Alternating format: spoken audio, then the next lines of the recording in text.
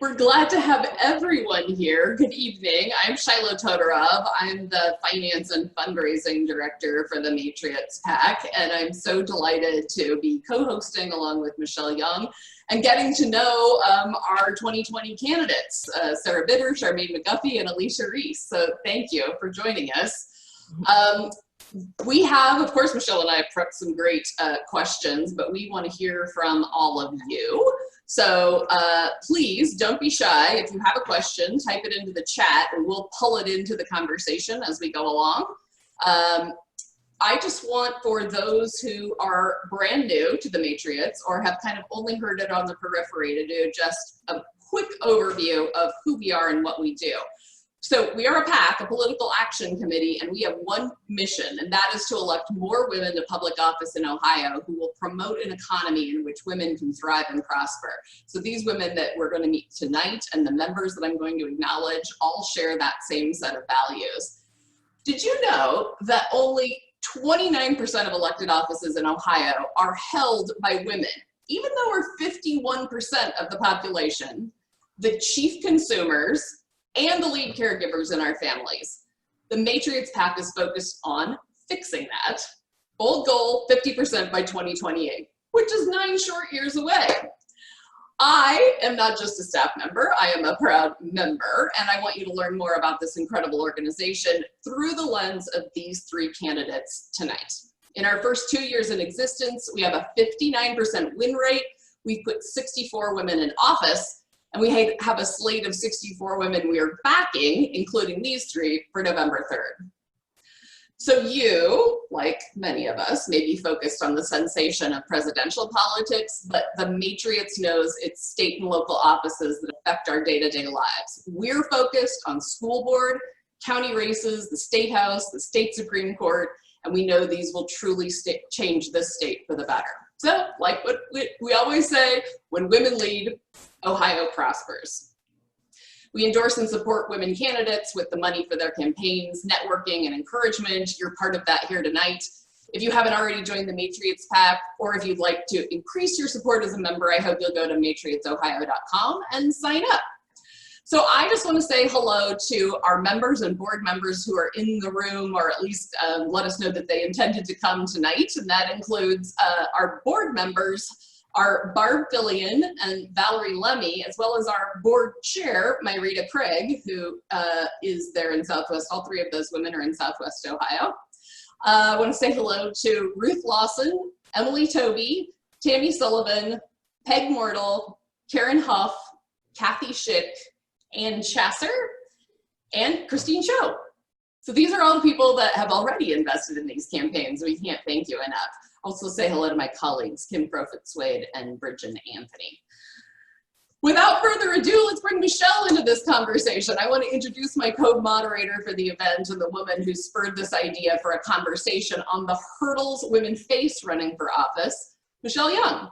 Michelle's the daughter of 2 New York City public school teachers, we have that in common, who taught immigrants and the poor. She arrived in Cincinnati on a Greyhound bus 27 years ago to interview as a law clerk as a U.S. Circuit Court judge. She's the mom of 5 who helped build the family firm and a family with her husband, Greg, in the community she proudly calls home.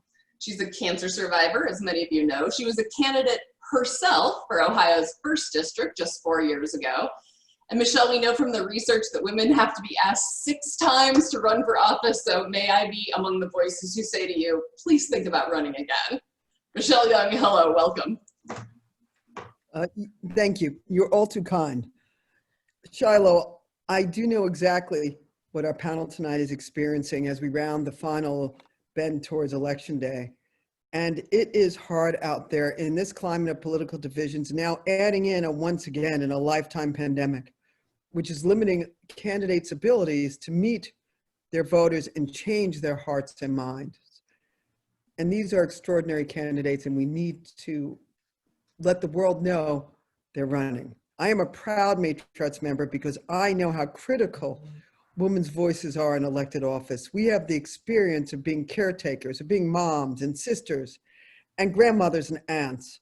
We have the experience even 100 years after we got the right to vote to still be facing lowered expectations and the same sexism that keeps us from the C-suite, from the governor's office in Ohio, and from so many places where women's unique voice would make such a better place and better economic outcome.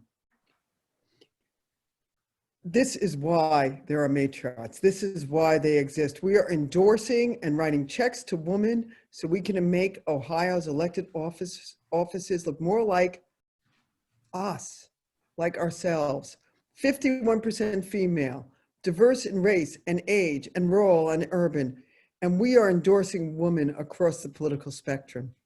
I wanted to do this panel because women's experiences and lives are so different from men for all of these reasons. And it's often the hurdles we clear and the vulnerabilities that we possess that make us better leaders. So let's dive in.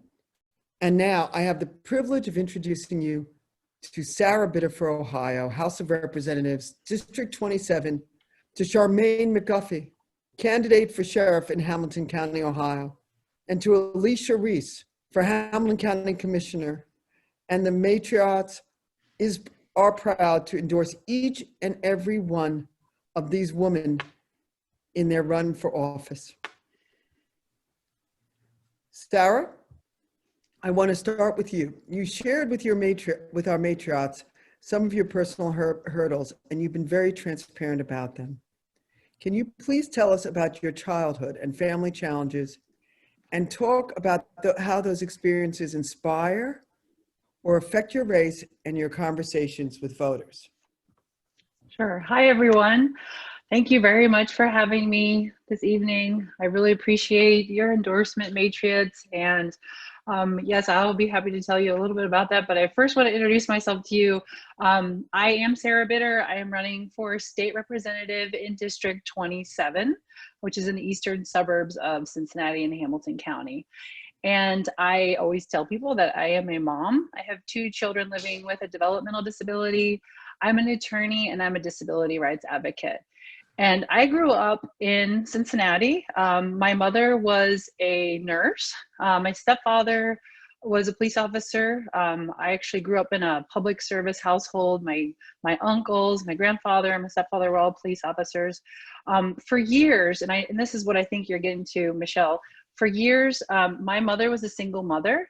I have a sibling, I have an older sister and a younger brother. And so for years, she was a single mom. And so I was very impacted by that as a child. I had to learn how to be really independent. I had to learn how to do a lot of things for myself. And that really shaped, obviously, who I am today. And the reason that my mom was a single mother is because my father, my biological father, had substance abuse disorder, which we call today, but he was an alcoholic. And my parents divorced when I was very young. And this was during a time when women didn't typically get divorced. This was a time when most women would need to stay with their spouse potentially, even if they weren't in a safe space. And I remember being a young child and my mother, having these experiences with my father. And she always told me that I would thank her someday. And of course I do.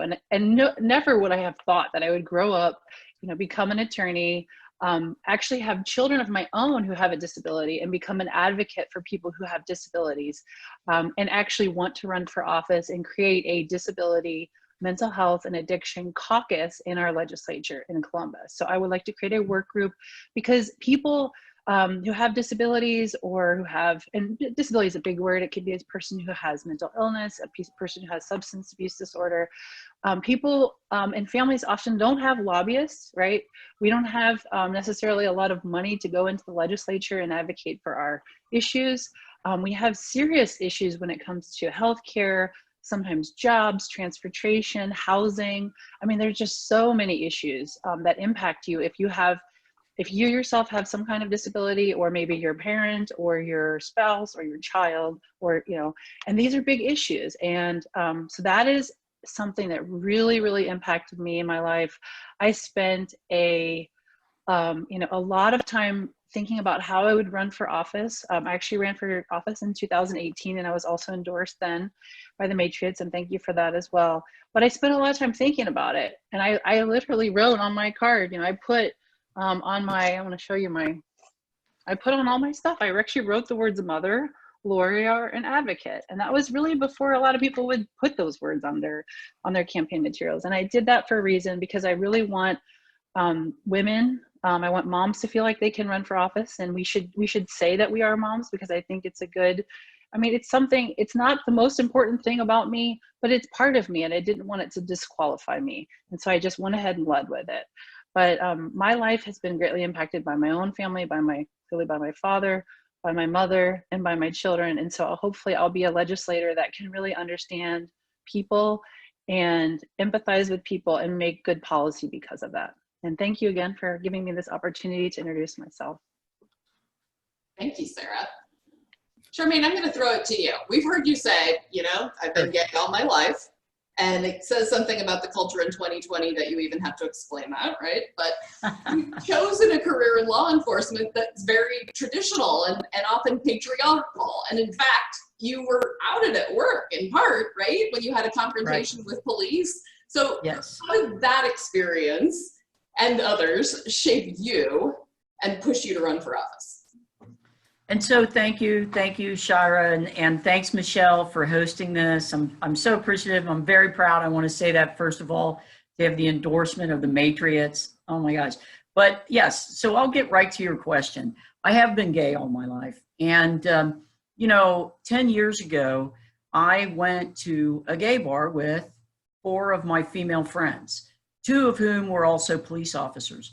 And you know, we really were there just watching a Final Four game, and we were in Covington, Kentucky. We left the bar, you know, and when we did, it was still early in the evening. It was about 11 o'clock. All we were doing is walking to our car, literally. We weren't even talking to each other. We were in a crosswalk, and we were accosted by the police. They started screaming at us. You know, I literally thought I was going to be shot, the way that they were screaming, you know, drop it, and all the things they were saying. And it was designed just to scare us. And I did. I called it out. I saw it immediately and recognized it. And I called out their behavior. And I said, you guys are targeting a gay bar, and it's not right. And, you know, I was written citations by the officer for saying that. There was no physical confrontation. I've never had a physical confrontation off duty in my life, all right? Not even an argument with anyone off duty. And anyway, so he ran over and took offense to the fact, well, he didn't know we were police officers. When he found out we were police officers, oh my, well, and that's exactly why he had to write those citations, because he knew that we knew he did the wrong thing. And quite frankly, they were dismissed pretty readily because it was without merit. We all knew that. But the point was, yes, it did then out me. So I worked for the most homophobic boss I think you could ever have. They made a movie about him. He was so homophobic. And that's Simon Lease, Jr. And when he found out, because certainly it wasn't that I was, you know, everything was dropped. It all went away pretty readily because they knew they did the wrong thing. But when he found out I was leaving a gay bar, he was so angry that he gave me 5 days off of work. And it was well documented at the time that police were targeting the Covington gay bars. I didn't know it, or I would have never gone over there. But I started looking at all the different newspaper articles, Scott Wortman and a number of, you know, they documented it. These guys were out there and they were targeting bars. And so that's what happened. And, you know, the experience of that, when people ask me, I had a reporter once ask me, well, what did you learn from that? And I'll tell you what I learned from that. I learned what it's like to be targeted for who you are and not something you did. I learned that lesson that day, and I had never really fully understood that. And something else I think is very important for me to note is, as I have shared that story, because my opponent tries to beat me up over it, right? I called out bad behavior, but my opponent, continues to criticize me as though I did something very wrong. And so I've had to discuss this story a lot, perhaps this year, I'd say, you know. And the thing that struck me is this: there are so many gay men and some women that I've talked to who have had that exact same experience, not just from the police harassing them, but from getting beat up. I mean, seriously injured, leaving gay bars. I was just, I mean, I knew it happened, but I had no idea the frequency with which gay people, particularly gay men, faced that kind of discrimination. And oftentimes were arrested by the police because they were being harassed and so forth. So it did shape what I'm going to do as an officer, as the top law enforcement officer. And certainly I've seen justice and injustice my entire career, and I've faced a number of different discriminatory practices in law enforcement because it is an all-male macho world that, quite frankly, I've done well in. I've succeeded in it, I gained rank in it, but I never forget that I'm still just a little bit of an outsider, right? I'm still just not in the boys club, and that's okay. It's okay that I'm not. But, you know, what I'll say for this is I know I can do a better job than the current administration that is there, you know, in that sheriff's office. I knew it because I sat at that command table and watched and listened to the things they said. And some of those things, quite frankly, I think y'all would find offensive. But I can just say this, I'm going to run the sheriff's department with integrity. I am an out gay woman, and I'm proud to be that. And, you know, they can throw all the barbs they want at me. It's nothing new.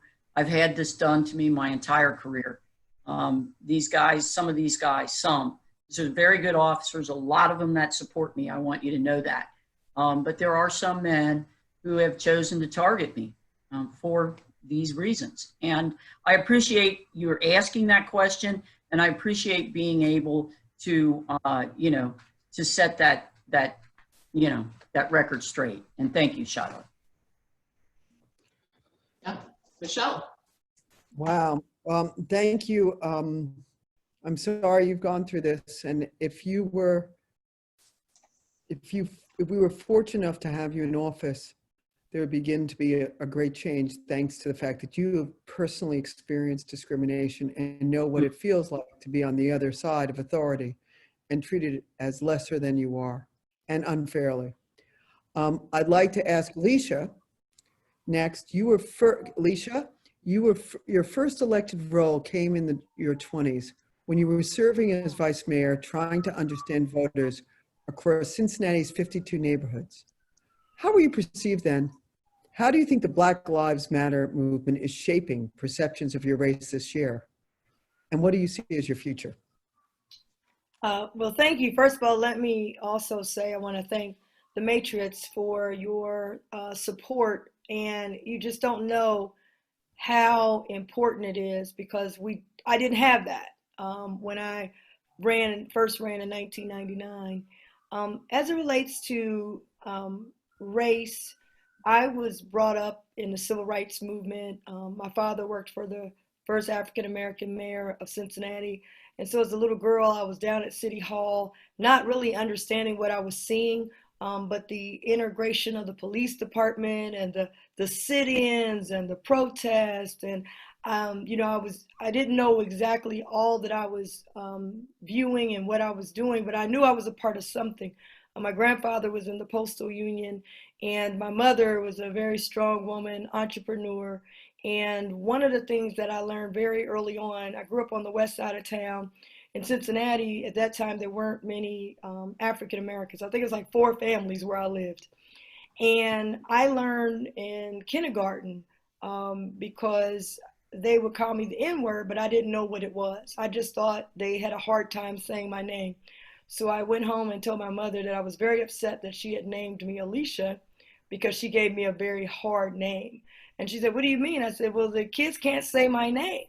And she said, "Well, what are they calling you?" And I told her, and of course you can imagine what a mom feels like. So she marched up to the school, and they then advised that I probably should go to a more integrated school. And I ended up going to a school where I learned Spanish as a second language from elementary on. But I learned then I had to be in the house by a certain time. I couldn't be in certain areas after dark. just things, all of the limitations, the talk that Procter & Gamble is promoting now, talking about what parents, Black parents have those talks. Those were talks in my house. And I was taught early on that it's just not going to be fair. So I ended up going to college down in Louisiana at Grambling State. And really that's when I kind of came into my own.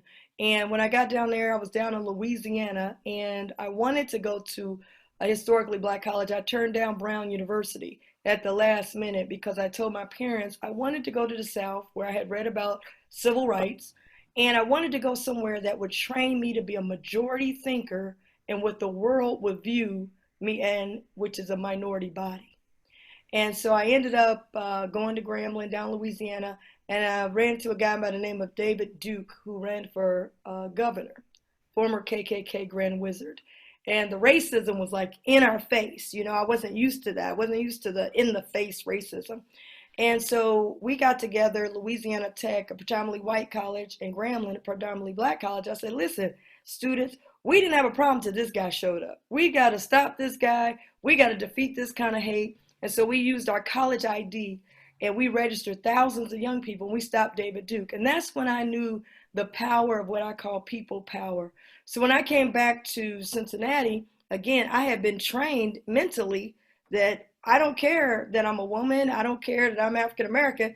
If I got the brain power, I can challenge, you know, these positions. I'm qualified. But it was very difficult because not everyone thought like that. And so the first race was very difficult. In 1999, there was a woman that recruited me, Congresswoman Maxine Waters. I didn't see it in myself. I just wanted to be behind the scenes. My skill set is in communications and marketing. I was going to be the next Oprah. I have my own advertising firm. But she saw something different in me. And so I called her when I got mad about the health clinics. They were trying to close them in Cincinnati. And I gave her a call, not thinking she has time to call me back, but she did call me back. And that's why it's so important for us as women to recruit and see something in each other that maybe give us the boost for that next candidate. And that's why I'm always trying to recruit women to run. She recruited me. And I said, I'm mad about it. She said, okay, good. You're going to do something about it. You're running. I said, I am? She said, yes, you are. So I ended up running for city council. And at that time, you know, you couldn't be young. We didn't have a young council. Politics is not interesting to people my age. Everybody my age. Everybody wanted to leave Cincinnati because they thought you could do better with more diversity in other places, New York, California, Atlanta. I wanted to prove them wrong. So I stayed here and I won. At that time, they told me I was too dark and I was a female and I looked too young. And I wanted to prove them wrong. And I got a lot of young people involved. A lot of older people believed in me. And so we ended up winning. We didn't come in, not even last, you know, you only get 9 seats. We came in 5th. And after that, we continued. I became the vice mayor. When I got to Cincinnati, we had the riots in 2001. And I never experienced anything like it. I was baptized by fire. I had to go into the United States federal court and help negotiate the largest racial profiling settlement in the history of the United States of America. I'm not a lawyer. That's when I really kind of honed in, I think, on my negotiating skills. We were able to come out of there with a deal that had the FOP, the Black United Front, the federal government, and it became called the Collaborative Agreement, which was historic and monumental. And Valerie Lemmy is on here today, who was our city manager. And it became a landmark thing. One of the things that I would say that Black Lives Matter is really good, because I think one of the things I want to just highlight, Black Lives Matter, the statement, it's more than just a moment or a marketing tool for, Black people.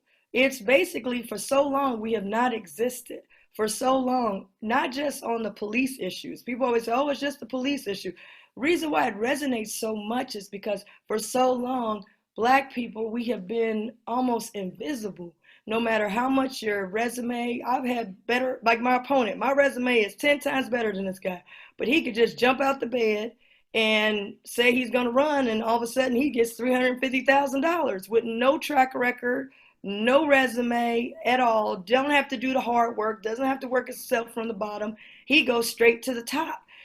We see that all the time on jobs. We can't get promoted. We can't. Charmaine is a prime example. They say Charmaine did such a great job. She started this, she started that. But then Charmaine, she's not good enough to be the sheriff. Oh, Alicia, you started this. You've been the vice mayor, state representative.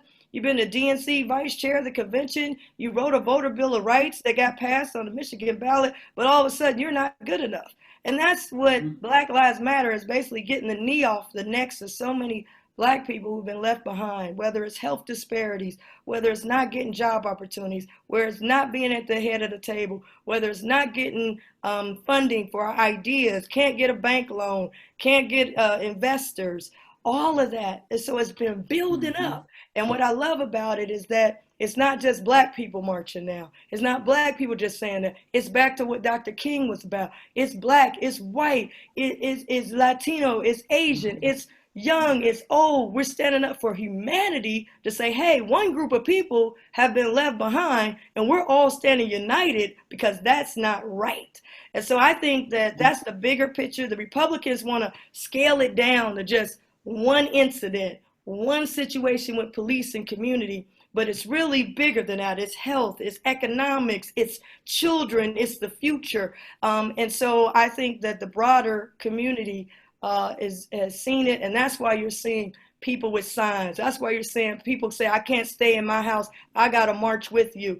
And it's people that are doing it, majority of our people are doing it in a peaceful way. Now they want to focus on the people that are not peaceful, instead of focusing on the 90% of people who are peaceful. We gotta show, they need to show that when people do it peacefully, 90%, that they get results. So that's where I think we are in this race. And I think it's a movement that's going to the ballot box and beyond. And there are people who are speaking up of all races when they see something that's not right, because it's about humanity. Yeah, and Alicia, Jennifer is putting into the chat that Black Lives Matter and the whole conversation is hitting a nerve, which means we really have identified a problem. So I'm sure you amplify that. Yeah, thank you. Charmaine, I'm going to bring a question back for you from the chat on Facebook. Tamara Rooney wants to know, as she listens to your story, what can we do as allies? What actions can we take? As allies of people who are gay and experience discrimination for that, one of the most important things you can do is speak up and let your voices be heard that you support us. I mean, you know, one of the things I am most proud of here in Cincinnati is our Pride Parade, and how many allies come down to march in that and are just, I mean, I can't even tell you, as a gay woman growing up in such a conservative town, that day, I mean, it's just, it means so much to me, because I see so many people, straight people, who come down with their children and their husbands and wives, and that's what people can do for us who are allies. And they can realize that when these awful things are being said about me, these are things that are being said to disparage gay people, to make us seem like we're doing something wrong. And, you know, and I think the more allies join us, and quite frankly, I think that's one of the reasons why I can do what I've done today, is one, because of people. I saw Scott Knox on this call, and I want to give him a shout out. One, because of men like him who have stood up when it was really unpopular, when you were really putting yourself in a lot of danger to do so. And those are people that have allowed me to do what I do. So I'd like to just answer it in that way. Thank you. Yeah. Let me give it one more shout out. Scott Knox is our newest Matriot. He already took me up on my request to join. So thank you. You saw that already. One more shout out to Scott. You know that at the Holocaust Museum in Cincinnati, there is an exhibit to Scott. And thank you, Alicia, too. When the rights of one group, and Scott was heroic, he went against all odds. When the rights of one group of people are suddenly lifted, everyone's rights are lifted. And you don't have to be a woman to be a matriot. Scott is a universal fighter for human rights, and we're so grateful to have you here. Yeah. Appreciate your words. Yeah. Sarah, tell us about the caucus that you want to create when you get elected. How's that going to function, and what's your big idea for disabilities, addictions, etc.? What's the caucus idea? The caucus idea is to educate, work with, it's a work group basically, with my fellow legislators. It should be bipartisan, should be obviously, right now we have a supermajority Republican legislature, both in the Senate and in the House, and hopefully we will change that. We'll at least break that supermajority. If we win at least 2 seats, we'll do that. If we maintain what we have and we net 2 seats, we're gonna break that. But the goal would be to work on policy, come up with some policy goals regarding issues that impact people who have disabilities, and work on those goals in a bipartisan manner. The issues that really I'd like to really talk about in the legislature, well, there's several, but I'll just try to give you a couple so that I don't bore you. One of the big issues that we have, just for example, in District 27 is we have a very high youth suicide rate. In Ohio, we have youth suicide is actually the #1 cause of death for children aged 10 to 14. We've had actually quite a few suicides in the recent months here, and it's a really big issue. We have a mental health crisis in Ohio and also throughout the country. And one of the things that I would like to do, for example, is get mental health education standards included in our health standards. Or actually, we don't have health standards, so I will tell you that we are the only state in the country that does not have health standards in our schools. But I would like to see health standards be created by our Board of Education, and I'd like to see mental health included in that. So my hope is to work with a caucus to look at the problems that we're facing. We have, obviously we have a really high addiction, and we have really high overdose death rates. We're the second in the country to West Virginia. We have so many issues. We have too many people with mental illness in prisons and jails, right? We have just incredible problems, and a lot of it actually, if you really look at policy and you really look at what it is, it actually pinpoints to some type of disability. And what I'd like to do is really work with as many legislators who will work with me.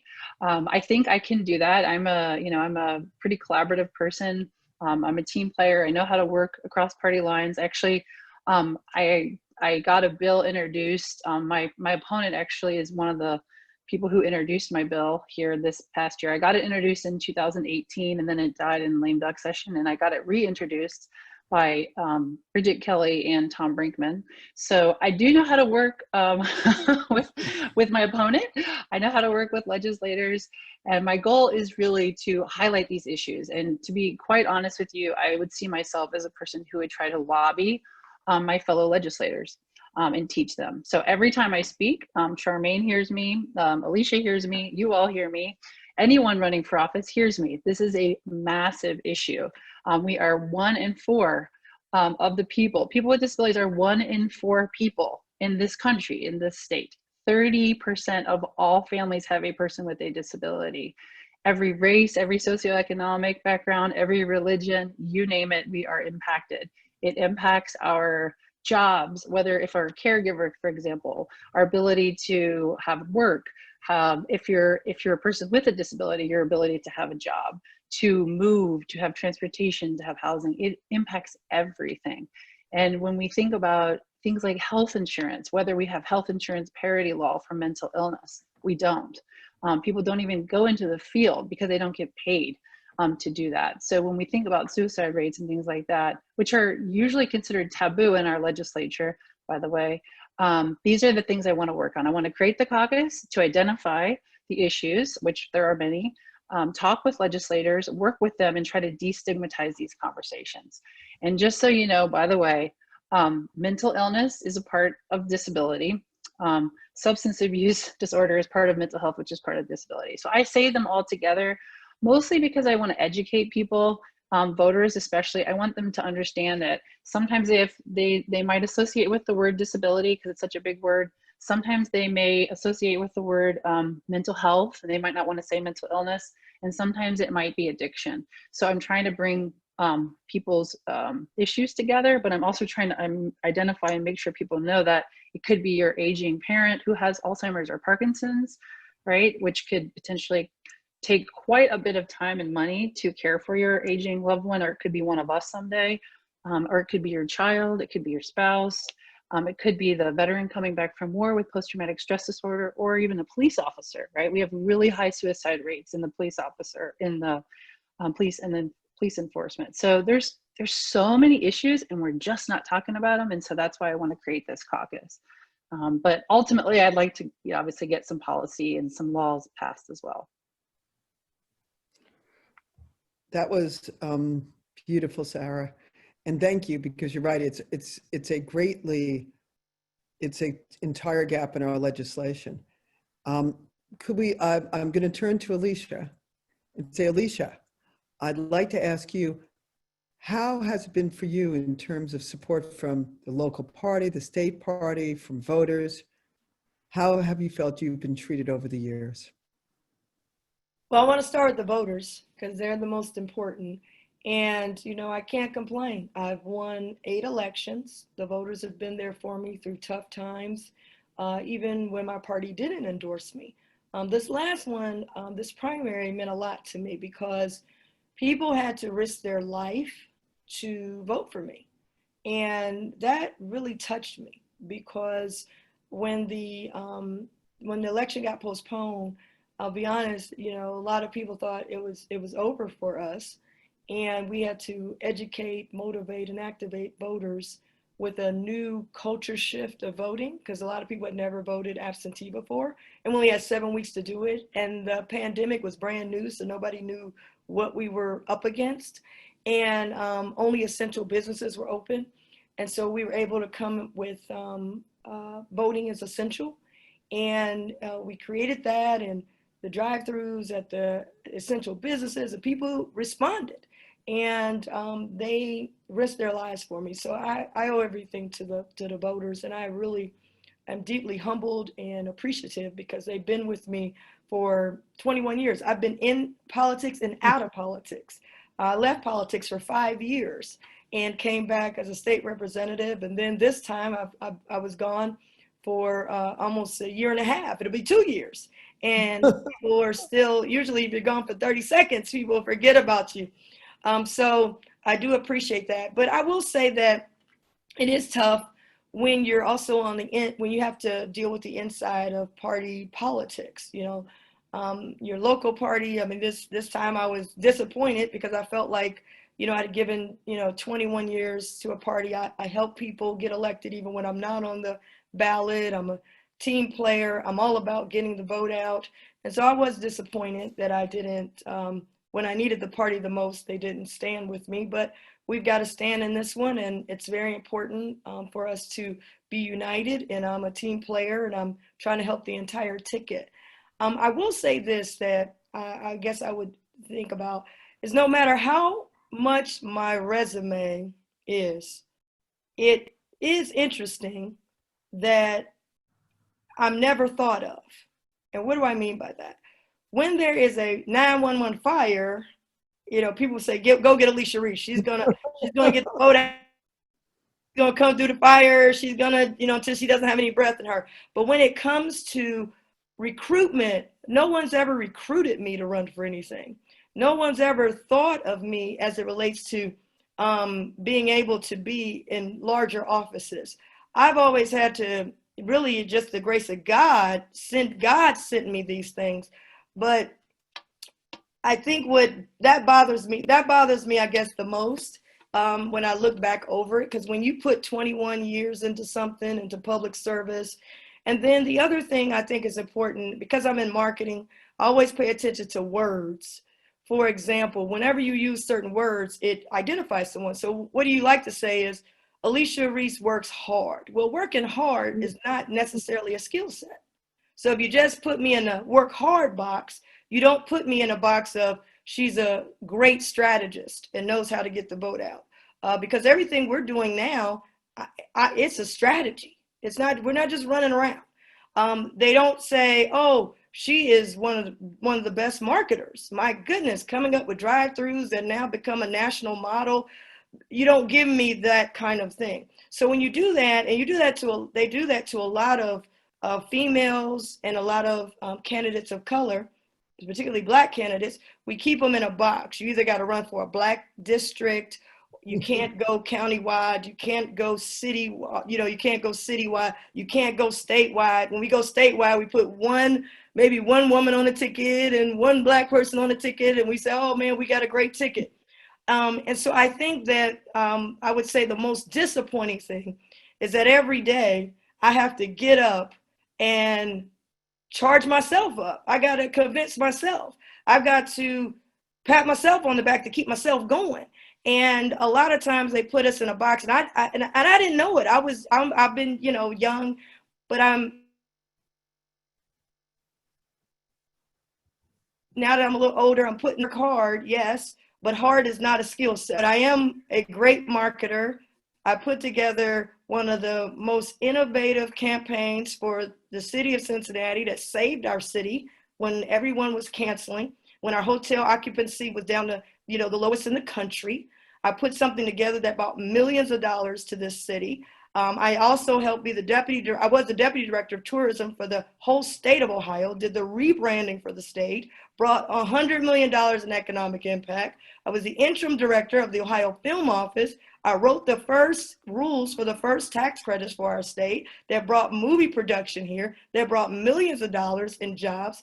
I did the expansion, only exit in the whole state with a Republican governor that I worked cross party lines to in the state of Ohio, the Martin Luther King Highway exit, I-71 connecting hospitals and universities, first innovation center. So we could go on, but if you put me in a male box, a white man box, oh my gosh, she's a strategist, she's a genius, she's a developer, she knows how to bring money back to the county.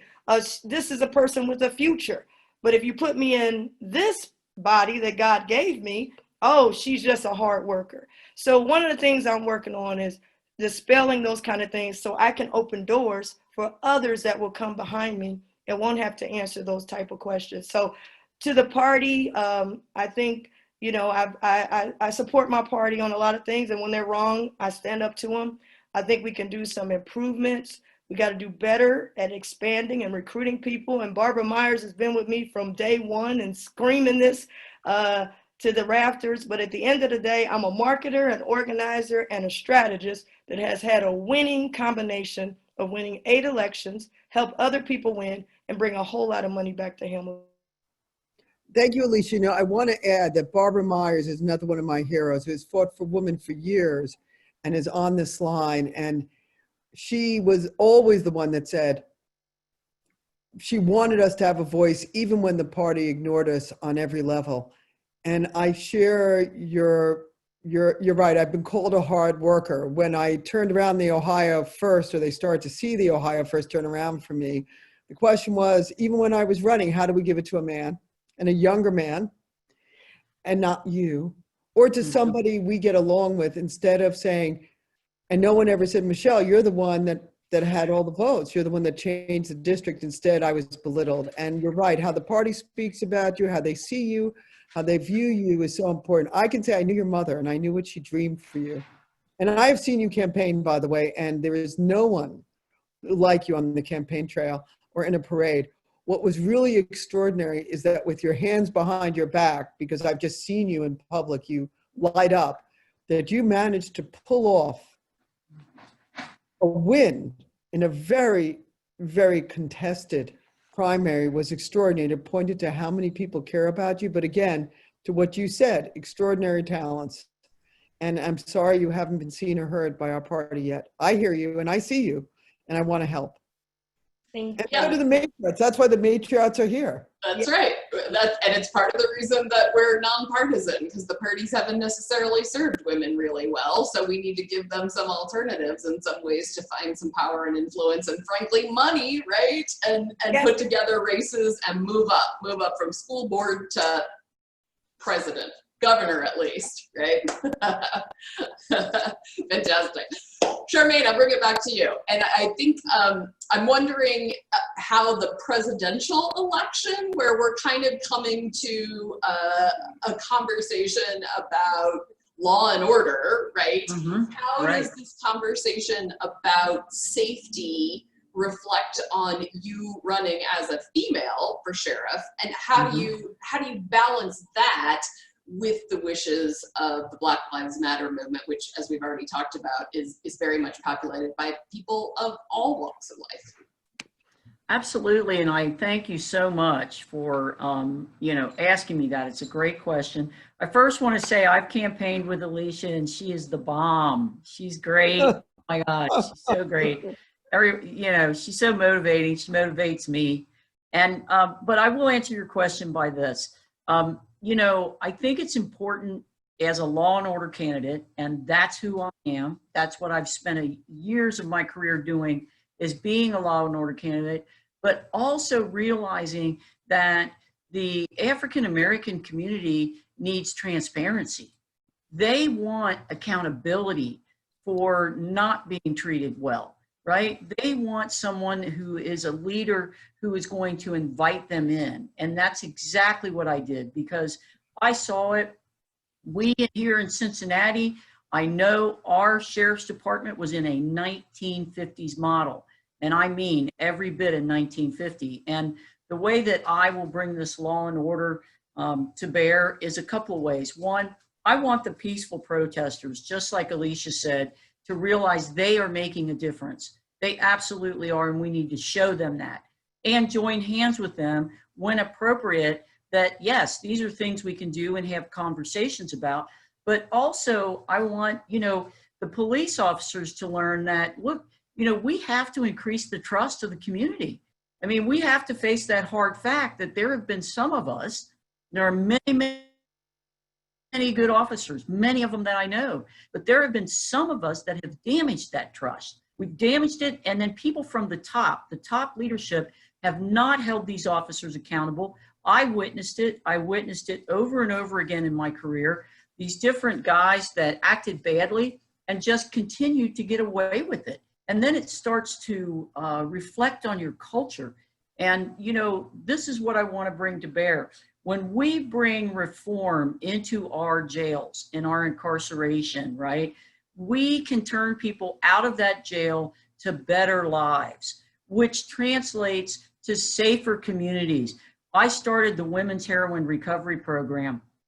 I'm still in touch with some of those women. I know of literally 15 women who went through that heroin recovery program in our jail who are still sober, who are still, productive and so forth. And that's 15 women that did not reoffend in some way, that weren't stealing or doing, and they're impacting the lives of their children and their families. And the men, the same thing, the men's exit program that I created, the men's veterans program. And I'll end by saying this. I've worked in that incarcerated environment for many, many years. And something that always strikes me, and this happens all the time, I'm approached by people who have been in jail. They recognize me, they know me, they trust me, and I appreciate that they come and talk to me. Every one of them, when the very first thing people tell me when they see me out on the street is how long they've been out of incarceration, how long they've been out of jail. It's the very first thing that comes out of their mouth. I've been out for 10 years. I've been out for 5 years. I mean, literally, they're so proud of that. And that is exactly why we need to increase those numbers. They don't want to be in jail. No one wants to be in jail. And they're so proud when they can get their life back together. That's what I'm going to help them do. And it's going to reflect and help the Black Lives Matter movement. So thank you. Yeah, and what better way to have law and order than have people who are coming out rehabilitated and able to really be in society again, right, and contribute. Yeah, thank you. Michele. Thank you. Okay, Sara, your race is neck and neck with only a couple of weeks to go before early voting. You're running against a male incumbent who has the backing of the majority of the party at the State House. How are you going to get people's attention in this race? Well, how am I going to get attention? I can tell you that we're running our campaign the way we traditionally run a campaign, just like I ran it in 2018, but modified. And the way we do it is I'd already started the best way, the most effective way that you can get anyone's attention and is to actually meet them, right? To canvass, to knock on their door. And these are the kind of races that you can do that because we have a small enough area that we can actually talk with voters. These state house seats, maybe not the state senate seats like I did last time, although I did knock on quite a few doors back then. But that's really your traditional way. So the way that we are reaching our voters is first of all, I started canvassing, but I had to stop. I started in January, actually knocking on all the doors of every person that I needed to meet. And then I had to stop in March. So what we did was we're a group of mostly women on our team, pretty hardworking women at that. We scratched that plan and we actually hand wrote postcards to every single person, 13,000 people that we needed to reach. And we told them in our postcard that we were going to give them a call and introduce ourselves and that they would be hearing from us for the next several weeks and months. And so that's what we did next. So we called all 13,000 of them. And when we called them, we told them, who we are and please to look us up and to learn about us because we can't come knock at your door. And then we said, okay, we're also going to be dropping off some literature and you'll be getting some mail. So we've had to do this the traditional way. It's a little bit untraditional because we are extremely organized and we have already dropped off 13,000 pieces of literature to each one of their doorsteps. And now we're going to do a traditional, mail program and digital program. And that's why we obviously need as much help from the Matriots as possible. We have a really good chance of winning this race. We actually just got our polling back and we were a couple points up from our opponent. The Democrat, it's within the margin of error, but we were 2 points up. The demographics of this district have changed so much. So many new people are moving in. Some of the generations who've lived here, their entire lives and raised their kids are moving out. Even on just where I live in Sims Township, my kids go to Sycamore schools. We've had so many new families just in the last 2 months move in, probably 5 new families just since the beginning of this summer move on to my own street. So the way we get attention is we run a hard campaign. We try to get as much press as we possibly can, right? Try to talk as much as we can, do the best that we can, get our polling numbers as high as we can, which we've done. And then, hope that people will pay attention to this race when we call them. Hope that there are enough Democrats and independents that are going to swing to the Democratic Party this year, at least in my instance, which they will, which will be because of people like Charmaine, because of Alicia, because of Joe Biden and others. But we just this is a team effort. And we've had endorsements and support also from people who are very organized like Eric Holder's group, who want to make sure that our state legislature, that we get more Democrats so we can create fair districting in our legislature. So we've gotten, good support from volunteers, but also to sometimes funding from these groups, because the truth is we just had our census, right? And the next 10 years is going to make a massive impact. This legislature is going to make a massive impact on all of our lives over the next 10 years. So we need to flip these seats. And people know that, at least people who are interested in politics and policy know that. And we have to do it because it's going to redistrict all the state house seats and the US congressional seats in the whole entire state of Ohio. So attention is anyone who will talk to me, I talk to them. Any phone call, any person who will listen to me and let me tell my story and introduce myself, I do it. We've done, we have billboards, we have yard signs, we've done postcards, we do letters, we're doing neighbor to neighbor letters. You name it, we're doing it. So that's how we do it, And I will say that, the issues, I see this as an issue-based campaign. I have a lot of bipartisan support because of that. I have a lot of independents and Republicans who actually donate to me, who volunteer, who will vote for me, because these issues are bipartisan. And I really am getting in this race. And I really did get in this race to talk about these issues. And I really did do that. And so like Matriots say, when women lead, Ohio prospers. And when I lead, everyone will prosper, not just Democrats. So that's how I do it. That's how I roll. Wow. Thanks for the question. No, it's an extraordinary, you are an exceptional candidate, and we're very honored to help you. Thank you. Charmaine, you're next. And you beat the boss who fired you for being gay to get to the general. Now the sheriff is backing your opponent across party lines. How much of your strategy is rising above the bitterness, and how much is answering each volley head on, and how? I appreciate that. That's a great question. First of all, as far as my former boss, Jim Neal, I did not seek his endorsement. I found out from working with Jim Neal that he does not hold the same values that I do. And, you know, I work across party lines. Maybe I should say it that way. I tell people it doesn't matter what side of the aisle you're on, there's something in criminal justice reform for you. And you know, I don't hold grudges. I don't have an axe to grind here. I've made that very clear with a lot of the men and women that have called me. And quite frankly, I have a lot of support within that department. And I have support because those men and women know who I am.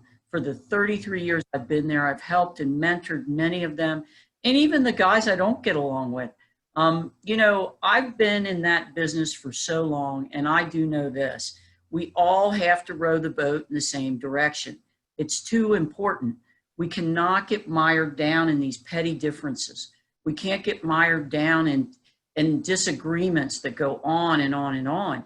The only way for us to move the mark and make this thing work in the criminal justice system is for the leader to lead very objectively. And, you know, the men and women that have worked for me know that. I don't take things personally. Oh my gosh, I worked for 26 years for Simon Lease Jr. You know, I learned, you know, you keep moving. You don't stop to be upset about who said what about you. You keep moving and produce. And that's what I did. And that's why Simon Lease actually promoted me twice in his career. And you know, so that's how I'm going to work with this. You know, I just don't take those things personally. I know not to. And, you know, I think that the men and women, that's going to resonate with them. And they trust me when I tell them that, because my actions always match my words. So yeah, Jim Neal supporting my opponent was something that, quite frankly, I expected.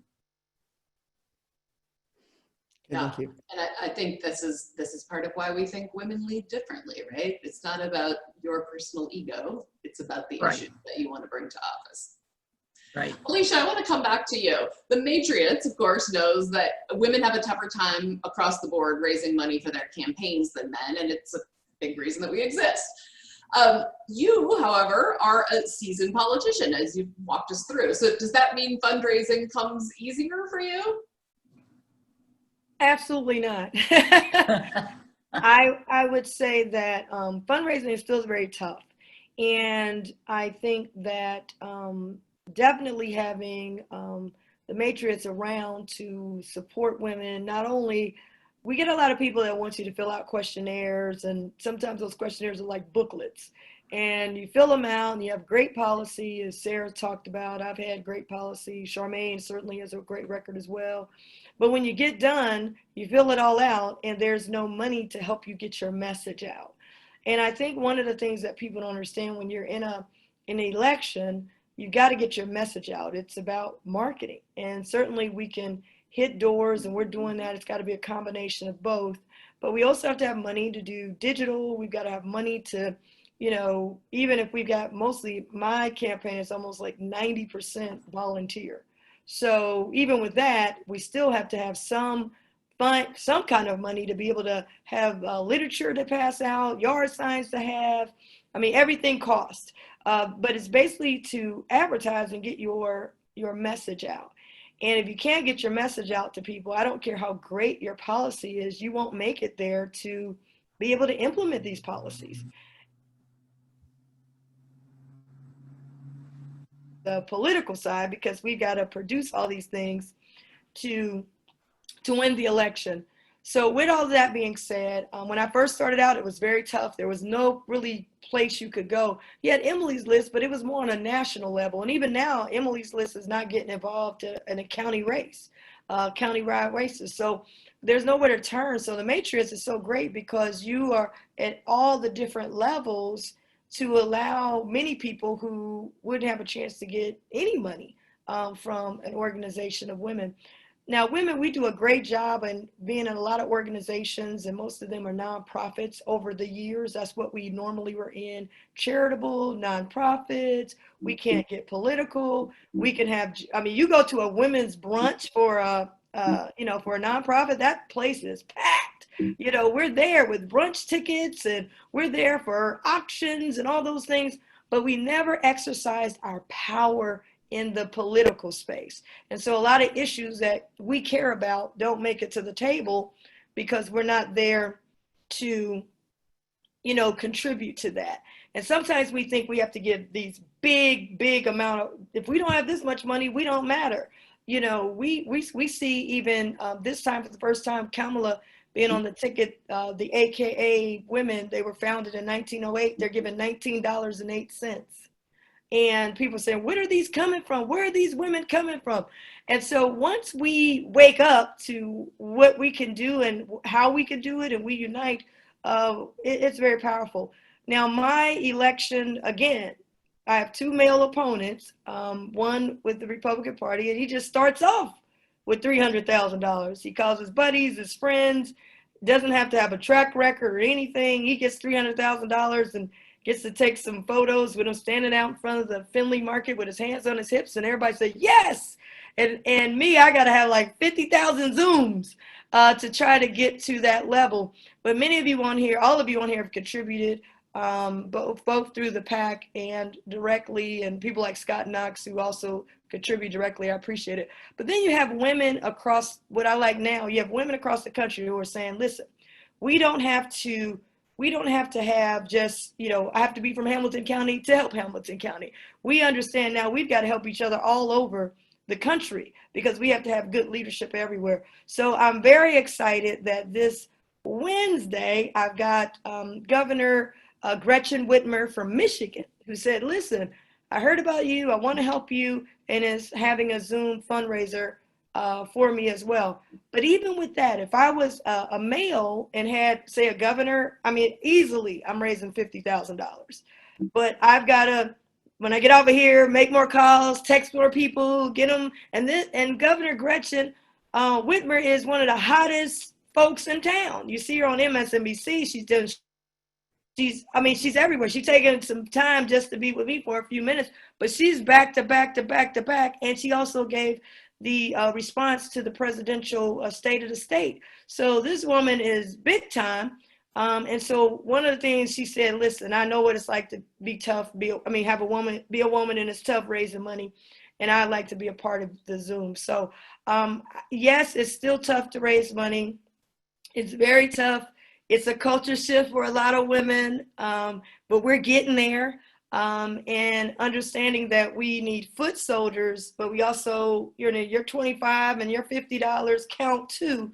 And if you put a lot of them together, it starts to add up. So I think we're doing a lot better than we have been. And we still have, some work to do, but it is very tough for women candidates to get out the gate. When male candidates, they get up and say they're running, for some reason, men just start throwing money all over the place. When a woman gets started, it's a lot to get us moving. So I'm very thankful for the Matriots and other organizations that are popping up now, recognizing and trying to help women. And one of the problems is we just haven't been able to connect. And this is what you're doing tonight. You're connecting us with other women who may not know about us, who now we can connect with. And that creates the connectivity that we need, I think, to help raise money for women. I think, Alicia, I wanted to, wait, can you hear me?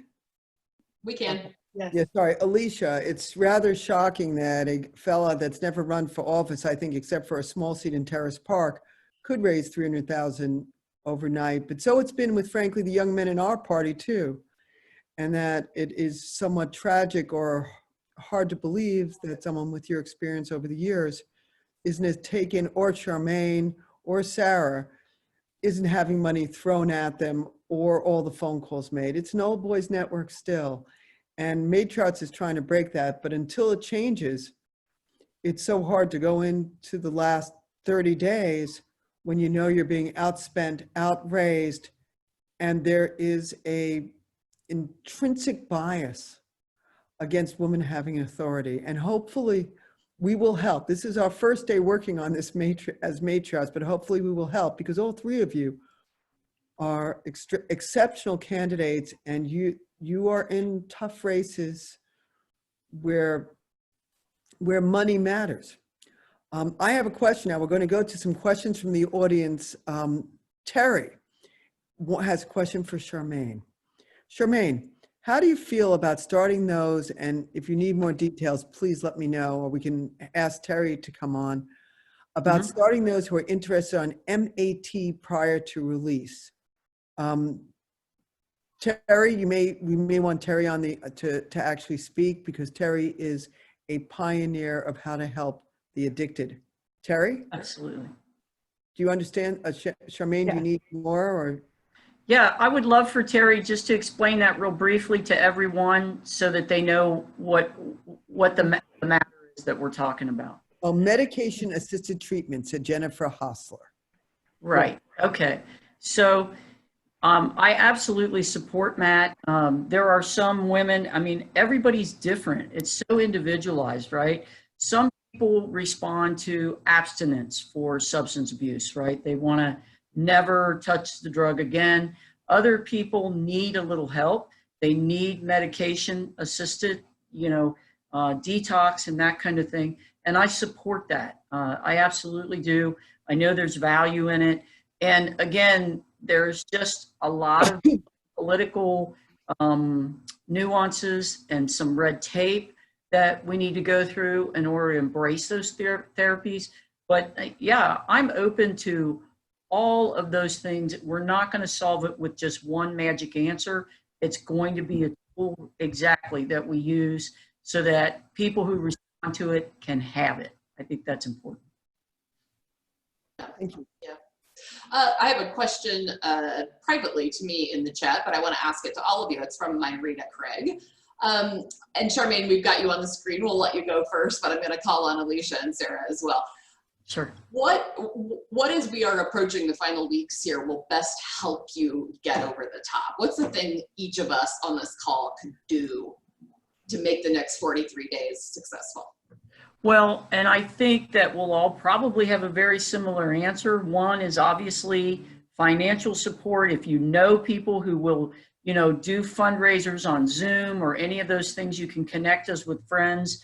And as Alicia said, any amount matters to our campaign. But the other thing you can do is encourage your friends and the people you know to call people they know. To call people they know in their phone list and say, hey, this is who I want you to check the box for. This is who I want you to vote for.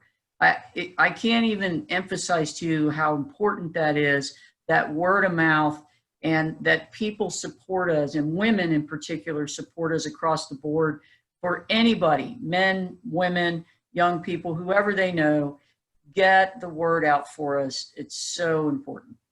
Great. Sara, what can we do to help you? Yes, I agree with Charmaine. Obviously, all of us, in the very end of our campaigns, we are trying to finalize and reach our budget so that we can do the digital ads that we need to make sure our mailers are covered. We sometimes will have to respond to last minute attack ads, which I expect that the last 2 or 3 weeks I'll get attacked by my opponent because we have a really good chance of winning, right? And they could just have endless amounts of money in the Republican Party that they can just throw at me. But I agree with Charmaine as well. And I'll just emphasize this. Think outside the box. That's what we're good at, women. I know they're not only women on this call, but think outside the box. I've had people who are going to host events for me say, you know what, I'm going to call 100 of my friends. A lot of them are Republican. Or I've had, we're writing letters. There are other things that you can do to show your support. think about who you know in our districts, right? Think about who you know that may be influential, maybe an influencer, right? In our community, we all live in Cincinnati, and talk about us to that person. Ask them to get some stuff out on their social media for us. That would be helpful. It really, really is. You find your validators and help us like that. I mean, there's so many different ways. All of us have, you know, I myself, I need help with phone calls. Maybe you don't want to be the one doing the phone calls, but maybe you know some volunteers that do, or maybe you want to help us with phone calls. But we need grassroots help too. You know, we need donations. We need you to think outside the box. Call your friends, your multipliers, your influencers. Call your friends in Cincinnati and tell them about these three ladies here on the call. And just spread the word. We need all the energy we can. We all have the momentum right now, and we need to keep it going, right? And here's another great thing you can do. If you hear something negative, counter it. Don't just let it lie. Don't let it just stay there, because you heard all of our stories. You've heard from us. You know the answers to the question. If someone goes up to Charmaine, explain. She was targeted. This is what happened to her. I heard her speak. She was targeted early on in her, in her life, and this is what, now you're going to bring it up every time. These are just the things that you can do to help us. Yeah, true advocacy. Alicia, I want to take the question to you, and Barbara Myers is amplifying in all caps. We need people working the polls. And Alicia, I wonder if you want to touch on the work that you have been doing around just simply get out the vote as part of your answer. Yeah, well, I will certainly agree with Barbara. We've got to have people working the polls, and they're allowing people who have law degrees and judges to also work. So we got to make sure that the vote is protected. So I would agree with her on that. I agree both with what Sara and Charmaine have said. I want to piggyback a little bit on what Sara said, though. It's very important, because we're going to get hit on social media, that we do have some other voices that can hit back. And we're going to get hit. This is not one where you can get in the ring and you throw all the punches, but you don't get punched. Now, I got two opponents, so I'm bobbing and weaving. As you see, I have Muhammad Ali, but I'm a big boxing fan. So I'm bobbing and weaving with the two of them. But, but let me say this. We are so close. We are so close to winning this. When I say we, I'm saying Matriots, the people that you have endorsed. We have never been this close before. And also, it is so important. It's never been, it's been important, but not this important. The country is dependent on us now. This is a 911, and we have got to deliver. So things that I certainly need help on, obviously, I've got to, I'm not going to have the same amount of money as my opponent, but just give me enough to fight back. I'm in the ring. Help me get some gloves and some shorts so I can dance in the ring. I can take it from there. And you have helped me with that. We have I'd like for all of you, if you can, to join us with Governor Whitmer, Gretchen Whitmer from Michigan. If you can join, please join. We'll put the information in the chat. We need you not only financially but to also be on to show, because we need Ohio and we need Michigan for this national win. But a phenomenal opportunity to be on there. Two women talking about the issues, and I'm just honored to be on there with her. Second is, we need the phone squad. I call it the phone squad. So we can have the Matriots phone squad. And if we can have some phone squads going throughout the state with your endorsed candidates, but particularly in Hamilton County. Because one thing about women, when we get going, men get scared because they say, oh Lord, the women have gotten together and change is about to happen. So if we could even have a phone squad going for us to help us as we're out there in the fight. And again, I'm raising money. I have a voter fund, and the thing that I'm doing is for Get Out to Vote. We're trying to make sure that everyone votes early. I'm very concerned about election day, so I'm pushing early. I'm pushing that people, if they can, go to the Board of Elections. Those who cannot, when you get your absentee application, get it in early, like now. And then when you get your ballot, get the ballot filled out and get that back early. And if you can get out, drop it in the box. We got a hashtag called Drop It in the Box. The Board of Election box doesn't have hours. It's open 24/7. So we want people coming dropping it in the box. So we're going to push early voting. And then I want to make sure that no one is disqualified. So if you can even have a training Zoom with women that can come on as a training, we're asking other groups to do the same thing, where people can bring they have their ballot, but just make sure you wrote in cursive where you're supposed to, and make sure you print where you're supposed to. And don't forget to put your date of birth, because I saw so many ballots getting thrown out in the primary just for simple mistakes like that. Nothing wrong with their ballot. It was the envelope they didn't fill out properly, so they just throw their vote away. So we want to make sure this time that we want to increase the fact that women votes are counted and they're not disqualified. So any type of training that you can do. And then last but not least, the first weekend where we can vote. Now, we've had women marches all over the country. Let's don't make the same mistake. We marched after the election and had one of the largest marches in the world. Let's switch it.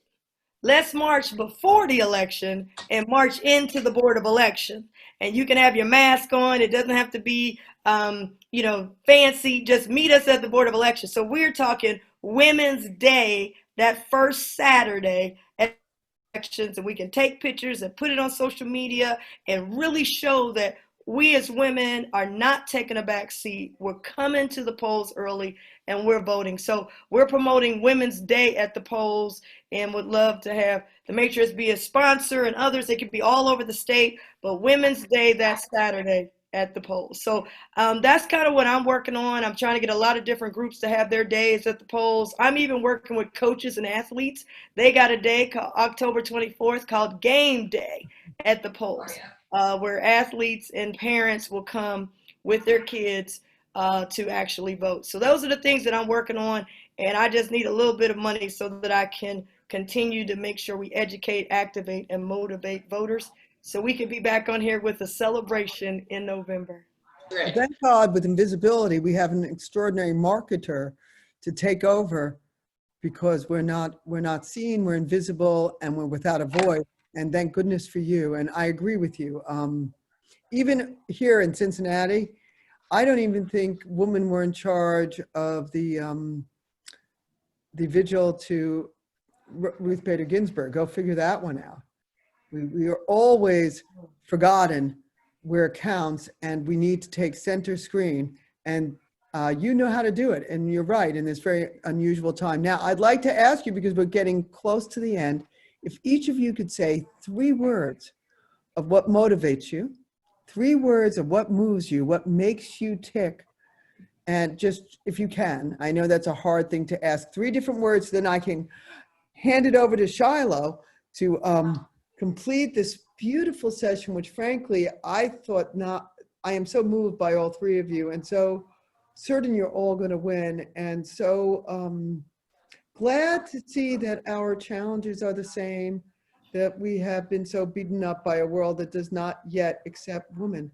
So I'm very grateful for sharing this experience with you and seeing how you heroically, each of you, by outworking any man in town and outworking every woman in town virtually, overcame things. So 3 words to each of you, and then off to Shiloh. Charmaine, you have yours. I'll call on you. Okay, very good. Thank you. So I'm going to say perseverance, strength, and empathy are my 3 strong points. Yes. Love it. Alicia? 3 words is faith, authenticity, and consistency. Wow. Sarah, we give you the last word. Mine are going to be inclusion, collaboration, and compassion. Oh my goodness, Michelle, you had such a good idea to put this panel together. These women are incredible. People are in the chat just saying amazing things.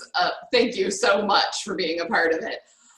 You know, I shared with everyone at the top that women hold just 29% of offices in Ohio, but I need to congratulate Southwest Ohio for leading the state in representation. According to the Matriots' own research, Hamilton County has 39% of offices filled by women. So we applaud you for that. You're well ahead of many of the counties in our state, and we need to get to 51% together. So, you know, the last 6 months have been crazy. The next 6 weeks are going to be crazy. It's like nothing the world has ever seen. And we have to acknowledge that people are impacted, who are going to be impacted first and most negatively by school and daycare closings, by job loss in the service sector. It's women. More specifically, women of color and women living one flat tire away from financial catastrophe. So women are on the front lines of all these things, right? Child rearing, keeping our communities healthy and safe, but we're not in those offices where we get to establish family-friendly policies because we're underrepresented at the tables where those policies should be crafted and the legislation should be enacted. This crisis underscores that we need more women in office. If you agree with our mission, we would invite you to become a Matriot member, and I've just put the link into the chat. You can open that up and look at it later. We're going to do it as Alicia suggested, right? It's not $10,000 at a time necessarily. It's 25 bucks and 39 bucks and 100 bucks and $200, and pretty soon we're putting together a slate that we know can win. So thank you to Michelle. Thank you to our partners and board members and members. And Sara, Alicia, Charmaine, good luck on November 3rd. We believe in you. Thank you. Thank you all. Well, thank you. I am so honored to be part of this. November 3rd will win, and thank you. And Thank you, everyone. Let me also thank Shiloh, Marita Craig, the Matriots for being here for us. Thank you. All right. Good job, Thank folks. you.